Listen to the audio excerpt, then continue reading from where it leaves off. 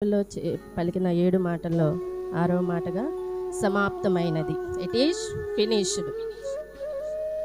దేవుడు దేన్ని సమాప్తం చేశాడో ఒక మాట. ప్రజలకు రక్షణ ఇవ్వాలి, నశించిపోతున్నారు, నరావతారిగా రావాలి, వచ్చి 33.5 సంవత్సరాలు భూమి మీద జీవించాడు. 33.5 సంవత్సరాలు జీవించి ఎన్నో అద్భుతాలు చేశాడు, సువార్తను ప్రకటించాడు. సువార్తను ప్రకటించి చనిపోయిన శవాలను కూడా లేపాడు. పరలోక రాజ్యాన్ని గురించి సవివరంగా బోధించాడు. 12 మంది శిష్యులను లేవనెత్తాడు. వారిలో ఒకరు తప్పిపోయినప్పటికీ వారి ప్లేస్లో వేరే వాళ్ళు వచ్చి జాయిన్ అయినా సిలువ కార్యం జరగకుండా మానవునికి రక్షణ లేదు. అందుకే వాక్యాలు నెరవేరాలని ఆయన సిలువలో చివరిగా మరణించి కార్యమంతా రెడీ చేసేసారు. ఉదాహరణకు మనం భోజనం చేయాలనుకో, వంట సిద్ధంగా లేకపోతే మనం భోజనం చేయలేం. అలాగే దేవుడు కూడా రక్షణ కార్యాన్ని సమాప్తం చేశాడు. దేని ద్వారా అంటే తన మరణం ద్వారా. అందుకే అక్కడ ఉంటుంది యోహాను సువార్త 19:30 ప్రకారం, యేసు ఆ చిరకను పుచ్చుకొని సమాప్తమైనదని చెప్పి తన ఆత్మను అప్పగించుకొనెను. ఆయన చేయవలసిన కార్యాన్ని భూమి మీద నెరవేర్చాడు. ఇది ఎంతో గొప్ప విజయం. దాని కొరకు దేవుడు ఎంతో వేదన పడవలసి వచ్చింది. తండ్రితో ఎడబాటు కావాల్సి వచ్చింది. ఇతరులను క్షమించాల్సి వచ్చింది. పక్కనున్న దొంగకు హోప్ ఇవ్వాల్సి వచ్చింది. తర్వాత తన తల్లి బాధ్యతను వేరే వాళ్ళకు అప్పచెప్పిన ఫైనల్గా ఎన్నో రక్షణ విషయంలో, కుటుంబ బాధ్యత విషయంలో, మరి పాపిని రక్షించే విషయంలో ఇలా 1 by 1 దేవుడు చేసి ఫైనల్గా ఈ లోకానికి ఎందుకు వచ్చానంటే సిలువ కార్యాన్ని సమాప్తం చేయటానికి, ముగించటానికి. దేవుడు ఈ కార్యాన్ని నెరవేర్చడానికి ఎంత శ్రమ పడినప్పటికీ దేవుడు సంతోషంతో, విజయంతో మరి ఈ మాట చెప్పినట్లు బైబిల్లో తెలుస్తుంది. మరి దేవుడు దేన్ని సమాప్తం చేశాడో కొన్ని రెఫరెన్స్లు మీ మధ్య ఉంచాలనుకుంటున్నాను. మరి లూకాసు సువార్త 4వ అధ్యాయము 18-19.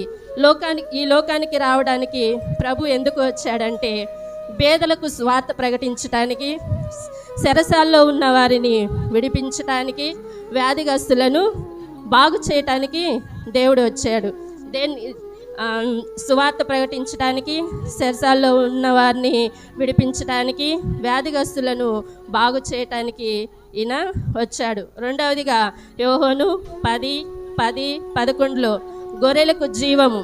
మంచి కాపరి ఏం చేస్తాడండి? మన కొరకు ప్రాణం పెట్టాడు. గొర్రెలమైనటువంటి మనమే మన కోసం ఆయన ప్రాణం పెట్టాడు. జీవాధిపతి తన జీవాన్ని మనకిచ్చి తన మరణాన్ని ఆయన భరించాడు. మూడవదిగా చూస్తే 1 యోహాను 3:8 దొంగ, అక్కడ అపవాది యొక్క దొంగ యొక్క అపవాది క్రియలను, వారి కార్యాలను లయం చేయటానికి దేవుడు ఈ లోకానికి వచ్చాడు.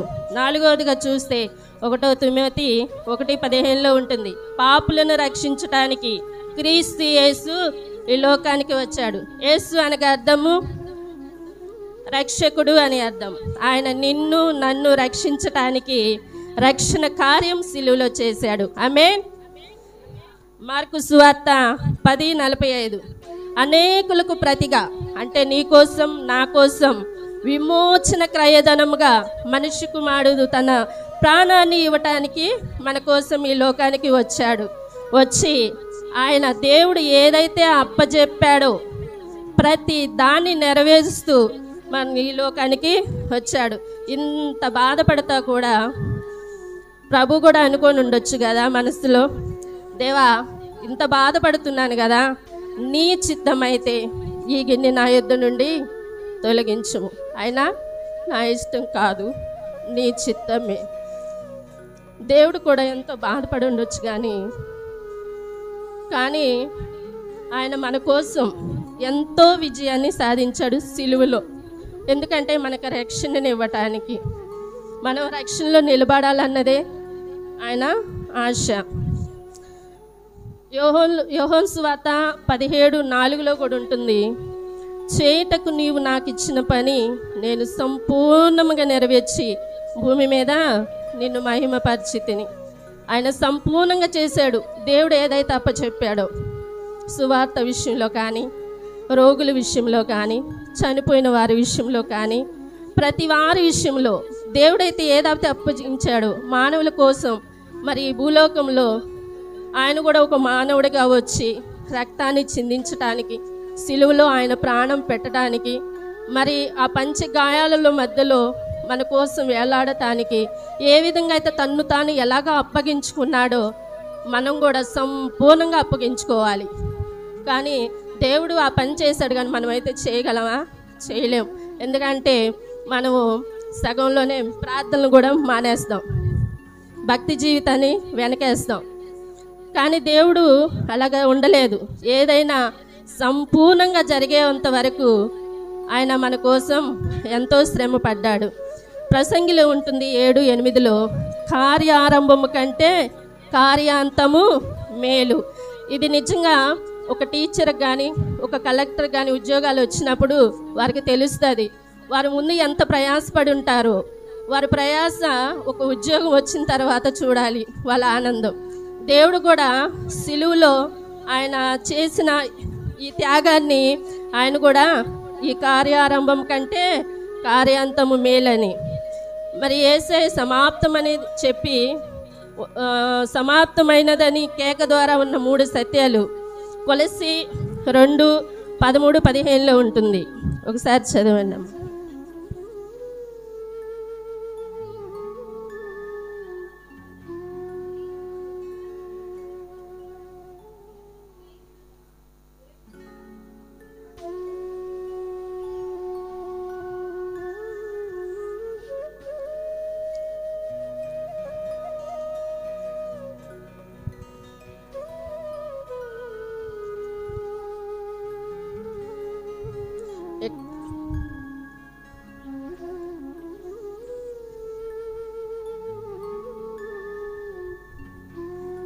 ఇక్కడ ఆయన ప్రధానులను అధికారులను నిరాయుధులుగా చేసి సిలువ చేత జయోత్సవముతో వారిని పట్టి బాహాటముగా వేడుకకు కనపరుచుకొనెను. ఇక్కడ ప్రధానులు అధికారులు ఎవరంటే పోయినసారి సేవకులు చెప్పారు, పడిపోయిన దేవదూతలు. ఇక్కడ సాతాన్ని కూడా జయించాడు. 2 తిమోతి 4:6-8 ఉంటుంది. ఇక్కడ లోకాన్ని జయిస్తాడు. పౌలు అంటాడు కదా, నేను మంచి పోరాటం పోరాడాను, నా పరుగుని కడముట్టించాను. పౌలు ఏ విధంగా అయితే యేసులాగా పోరాడి ఈ లోకాన్ని జయించాడో దేవుడు కూడా ఈ లోకాన్ని జయించాడు. ఫిలిప్పీలకు రాసిన పత్రిక 2:8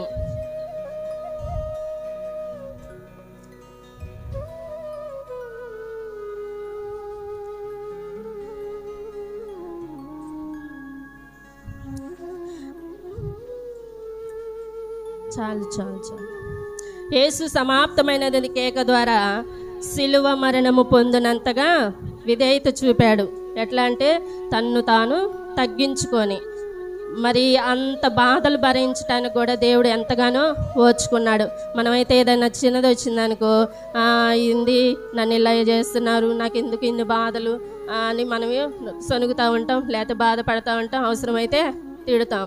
కానీ దేవుడు తన్ను తాను మాత్రం తగ్గించుకొని విధేయత చూపించాడు. బైబిల్లో ఉంటుంది కదా, నీ పరిశుద్ధతను సంపూర్ణత చేసుకోండి, రక్షణ సంపూర్ణంగా దొరికేంత వరకు చివరి వరకు రెడీగా ఉండండి. దేవుడు ఏ విధంగా తను తాను అప్పగించుకొని ఎలాంటి పరిపూర్ణమైన జీవితాన్ని జీవించాడో మనం కూడా అలాంటి పరిపూర్ణమైన జీవితంలోకి రావాలి, పరిపూర్ణమైన ప్రార్థనలోకి రావాలి, పరిపూర్ణమైన రక్షణలోకి రావాలి, పరిపూర్ణమైనటువంటి సహవాసంలోకి రావాలి, ముఖ్యంగా క్రీస్తు రూపంలోకి రావాలి. దేవుడు ఈ 6వ మాట ద్వారా మనకు నేర్పించిన ఈ మాటలను బట్టి దేనికే వందనాలు. దేవుడి మాటలు దీవించునుగాక. ఆమేన్.